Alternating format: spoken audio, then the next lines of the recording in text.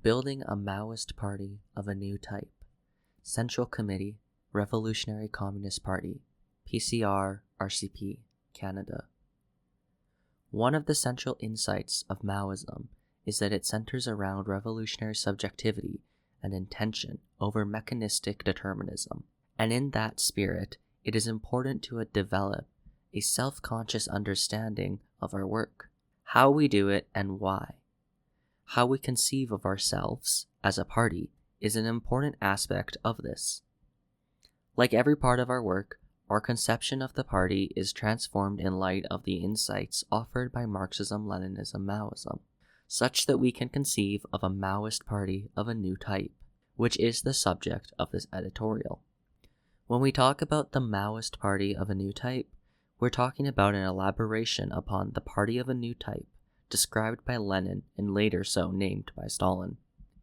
What we propose is in continuity rupture with that conception, with some new elements introduced and some others expanded upon in light of the experience of the world proletariat in making revolution since those conceptions were put forward.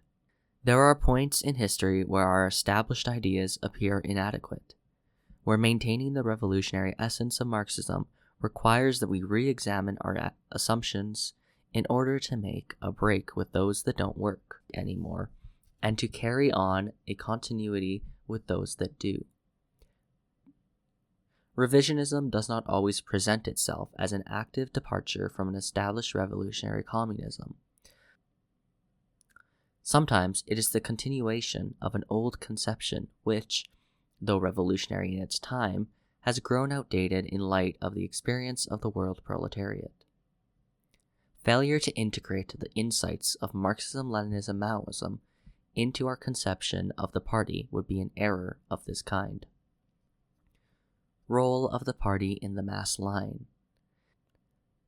The emergence of MLM as a new stage in the development of revolutionary theory allows us to clarify, systematize, and consciously apply strategies which before were carried out in an untheorized way, or not at all. This is the case in the application of the mass line. The role of the party here is to distill and systematize the most advanced of the disparate and unsystematized ideas of the masses into campaigns, slogans, watchwords, and organizations. Once so distilled, these are deployed by the party, brought to the masses where they are tested in practice. This practice serving as data for the development of new, more refined, and more universal insights. In this process, the party's role is to intentionally metabolize the data, perceptual knowledge, it gathers through social investigation and through practice into theory, conceptual knowledge, which can guide the proletariat's practice in struggle for its emancipation. This is a process that all people carry out all the time in their daily lives, the difference being that we do it systematically, deliberately, collectively, and that we bring to bear a body of knowledge and indirect experience, theory, which does not arise spontaneously from the immediate struggles of the people. What's more is that we do it with a definite goal in mind, advancing the interest of the proletariat in the class struggle. In our epistemology, we're partisans of the proletariat. We recognize that the initiative of the people is the decisive factor in this process. The party and its cadre have to be there to agitate for communist solutions to the problems confronting the masses and to serve as an organizational structure around which to consolidate the forces gathered in practice. But it is the activity of the people that will win the day, and in large part, the party's success in this process of intellectual metabolism is a measure of how effectively their results can mobilize the masses. Implications of two-line struggle for the party. The party itself needs to be a site of struggle between the two lines of Marxism, its bourgeois iteration, which eviscerates Marxism of its revolutionary character, and the genuine proletarian revolutionary communism. There is a temptation in upholding democratic centralism to ape the line internally, that is, to treat it as a member's duty to uphold the existing decisions of the party in internal debates concerning those decisions. Such an internal culture stifles the creative development of theoretical innovations which we will inevitably need in the face of unforeseen challenges on the road to communism. Worse, it provides cover for bourgeois elements in the party, who will be able to rely on an obedient, monolithic membership to uphold their moves to put the party on the capitalist road, and to let these moves go unchallenged within the party itself. This may seem like a fundamental aspect of democratic centralism, and by no means a specifically Maoist development of the theory of the party. But it has the character of a development for two reasons. First, in contrast to the norms that developed in the Comintern in the 1930s onward, which emphasized the centralism of democratic centralism over the democracy, and which valued lockstep discipline in political line over debate and innovation. This norm helped revisionism to consolidate itself rapidly in the international communist movement with Khrushchev's adoption of the three peacefuls: peaceful competition between social systems, peaceful coexistence among social systems, and peaceful transition from capitalism to socialism. Second is in its systematic conception, best exemplified by Mao's theory of two-line struggle, where, through an intentional process of debate, criticism, and self-criticism, disagreements can be worked out and elaborated into a bourgeois line and the proletarian line. Knowing in a given situation which is which cannot always be so easy. As Lenin described, the forces of revolution and reaction do not simply line up opposite one another, declare their allegiances to either revolution or reaction, and fight it out. The method of two-line struggle helps these distinctions to be worked out in a deliberate, systematic way. From there, it is the duty of proletarian revolutionaries in the party to defeat the bourgeois line, not to keep the peace inside the party in the name of a false unity. Within the party, we should strive to be the partisans of the proletariat. This defeat, though, must first and foremost be political in nature and not organizational. It is not enough for people with the correct line to maintain their hold on positions of organizational leadership, and in this way to exclude, marginalize, or expel those with the incorrect line. It must be illustrated to the membership and the masses that the bourgeois line will take the proletariat off the path toward communism. This is not to say we shouldn't strive to ensure those in leadership are selected from among those with the correct political line, or that nobody should ever be expelled for upholding a bourgeois line and refusing to rectify, but that the bureaucratic approach to handling a contradiction like this will, in the long run, reinforce an internal culture within the party which is fertile ground for the establishment of a revisionist leadership. The party as potential headquarters of reaction. It is possible, of course, that the bourgeois line may be upheld, not just by some rogue faction within the party, which can be dealt with handily by a few polemics, but by the leadership itself. As a matter of fact, as Marxist-Leninist Maoists, we expect there to be a tendency toward this situation under the dictatorship of the proletariat, and when the bourgeois political perspective, and with it a nascent bourgeoisie, begins coalescing around the leadership of the party itself can become the headquarters of reaction. One of the insights of Marxism, Leninism, Maoism is that this tendency does not come exclusively, or even primarily, from outside socialist society by way of imperialist propaganda or infiltration, but rather from the contradictions inherent to socialist society itself. Though the base structure of a society may be socialist in character, with its relations of production transformed to varying degrees and its means of production under the control of the proletariat, the superstructure, in particular the culture, of that society will not become socialist overnight. The superstructure not only lags behind the base, but exists in dialectical interpenetration with it, itself influencing the base's development. A bourgeois, or even feudal, cultural outlook, even in a social society, will lead people to relate to one another according to the bourgeois or feudal values, which, if left unchecked over time, will begin to reproduce bourgeois social relations. This extends to the internal life of the party and to the relationship between the party and the people. We know, therefore, that it will be necessary for proletarian society, which marches towards communism, to struggle against and defeat bourgeois society, which marches towards capitalism, in every sphere of social life, and that this struggle will continue well after the dictatorship of the proletariat is established. That is to say, the class struggle will continue under socialism, and as partisans of the proletariat, our task will be to uphold and strengthen the proletarian camp in this struggle. We know that this will be a political struggle first and foremost, and not a struggle solely against bourgeois interlopers or outside agitators. The solution to this, mobilizing the masses in cultural revolution, is one of the world historic insights of MLM. The party here needs to agitate among the masses and compel them into action, and to prepare the people for this eventual necessity starting now.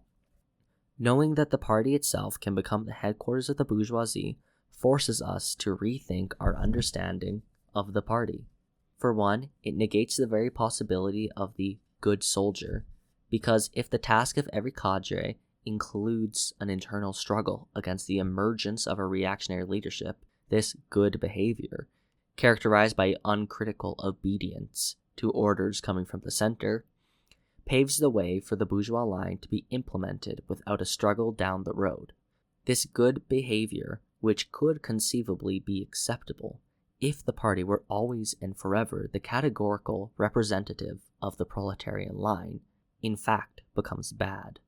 More than this, a culture marked by such uncritical obedience itself serves to engender a particular relationship of the leadership to the membership, and further, of the party to the people.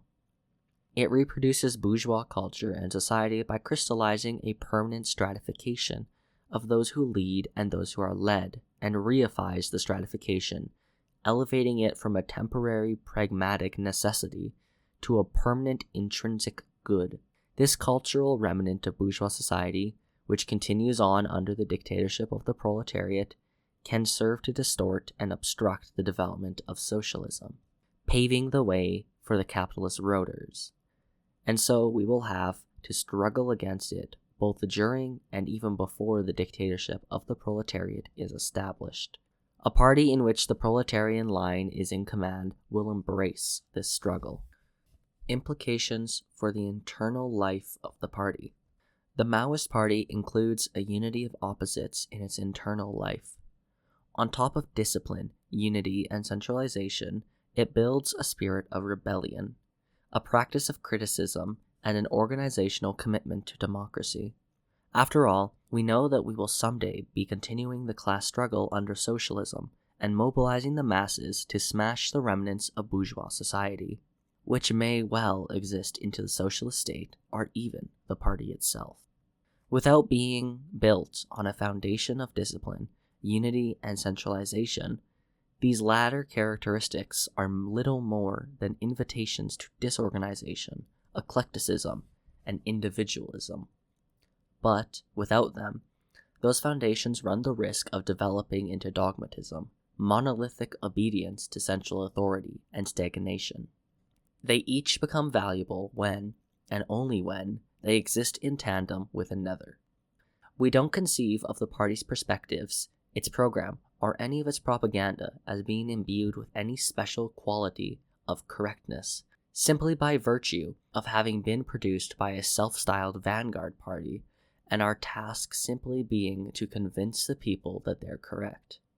We do our best to arrive at correct conclusions which will move us closer to communism, using the best theory, experience, and analysis available to us.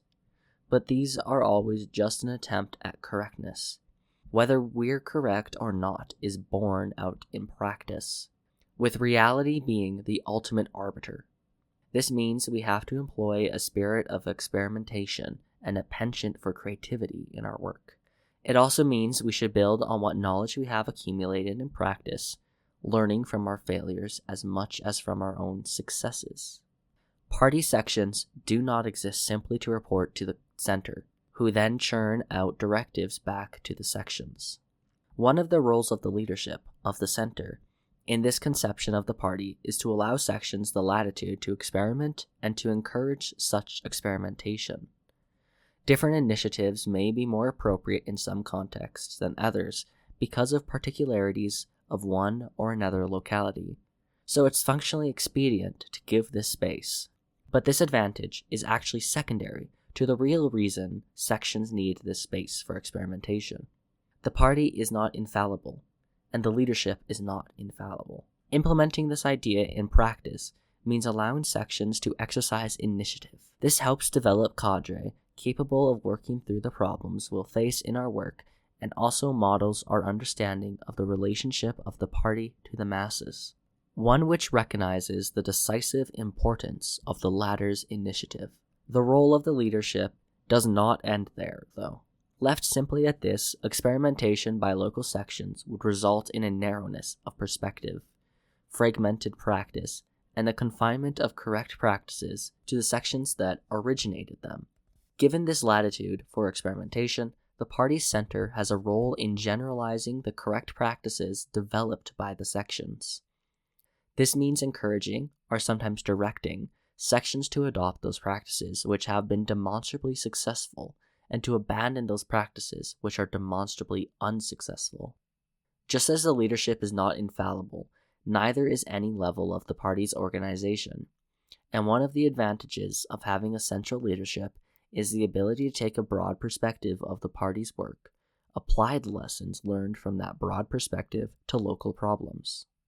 The party must take care to avoid the lionization of its leaders, which elevates them above the status of mere mortals and culminates in the personification of the leadership in a single person. In situations like this, it is all too easy for this leader to adopt the incorrect line and, with all enthusiastically deferent membership behind them, take the whole party down that incorrect line.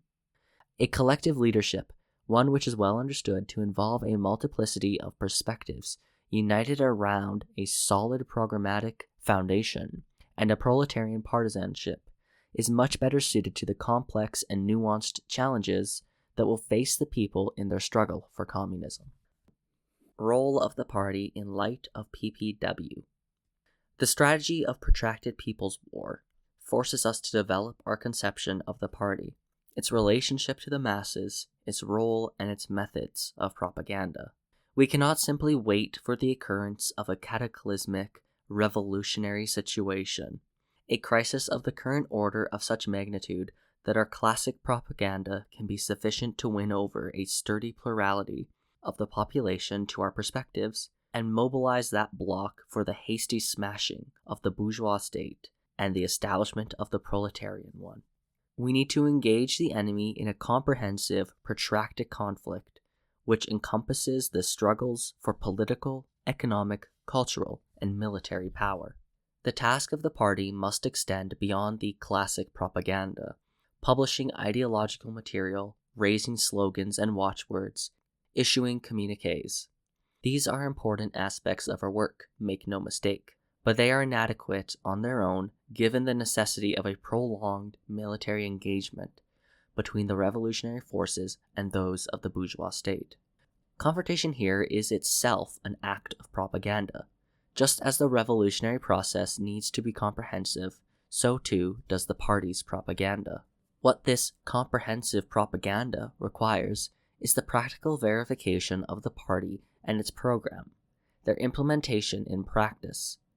Of course, we cannot simply content ourselves to the legal means of propaganda and struggle against the capitalist class and its state as if such legality would protect us from repression, were we to threaten the existing social order. In order to protect the masses and their revolutionary movement, to say nothing of establishing dual power or even the defeat of the bourgeois state and the conquest of political power by the proletariat, a people's army needs to be organized. Organizing and fielding a people's army means more than simply gathering together the individuals who will be soldiers in this army, setting up command structure, and beginning the armed struggle. A people's army needs to be supported militarily and politically by a substantial section of the people. They need to be armed, fed, sheltered, educated, and directed. And if these are left to the army itself to provide based solely on their military endeavors, it would be a recipe for adventurism, banditry, and failure. The party, as Mao prescribed, must be in command of the gun and not the other way around. The party here must lead the people's army, keeping it focused on its political tasks rather than simply its pragmatic military goals. The concept of the militarized party is explored in more detail in this issue, and so we will not dwell on it here. Role of the party in a settler-colonial context. In a settler-colonial country like Canada, the relationship of the party and the proletariat as a whole to the nation is very different than in past socialist revolutions, which have mostly taken place in pre-capitalist and semi-feudal, semi-colonial countries. Whereas previously communists have sought, as laid out in the Communist Manifesto, for the working class to constitute itself the nation, though not in the bourgeois sense of the word. This cannot be our goal when the existence of the Canadian national formation subjects the First Nations, Métis, and Inuit to national oppression by the mere fact of its existence.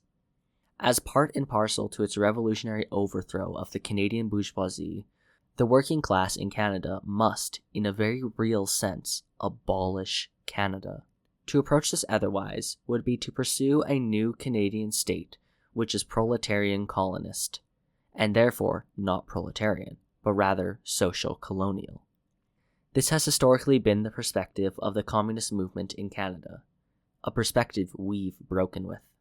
There can be no question, then, of putting forward the proletarian line as an identity of the national interest, or worse, of presenting the proletarian party as the representative of the whole nation. The latter is of course true in any fully developed bourgeois capitalist society, though it's doubly so when casting the Canadian nation-state into the dustbin of history is one of the immediate tasks of the proletarian revolution. Conclusion: if the Maoist Party of a new type could be summarized in a few words, it would be one where politics are put in command, not strategic advantage, not productive capacity. Politics, the struggle for power. The Maoist Party of a new type, then, needs to be made up first and foremost of partisans of the proletariat. People struggle for the proletariat to win and to hold on to power, and not of the partisans of the party. The degree to which the interests of the proletariat line up with the party's political line depends on how successful these partisans are in waging struggle and in enlisting the people in that struggle. Long live the proletarian partisans, and long live the proletarian party.